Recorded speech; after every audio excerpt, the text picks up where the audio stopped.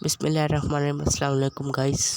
So guys, जैसा कि आप लोग देख रहे हो, आज जो है 28 अप्रैल है। सो आज जो है मैं टेलनor एप्लीकेशन के आंसर देने के लिए आ गया हूँ। सबसे पहला क्वेश्चन मैं आप लोग को बताता हूँ। सो पहला क्वेश्चन आप लोगों ने इसका करना है अथेंटिस, correct answer. So second question आप लोगों ने करना है मॉस्किटोज, सो करेक्ट आंसर।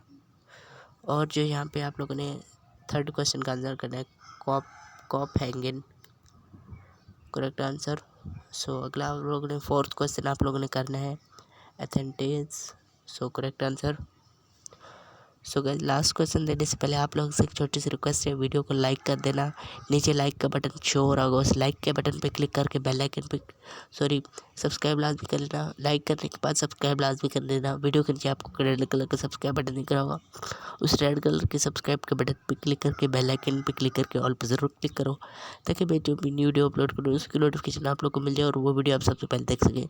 सो सबसे पहले वीडियो देखने के लिए ये मैं आप लोग को बात कह रहा हूँ सब्सक्राइब करने की, सो सब्सक्राइब लाजमी कर लेना, ताकि आप लोग जो है वीडियो सबसे पहले देख सकें। सो इसका आंसर मेरा फॉल्स है, करेक्ट आंसर।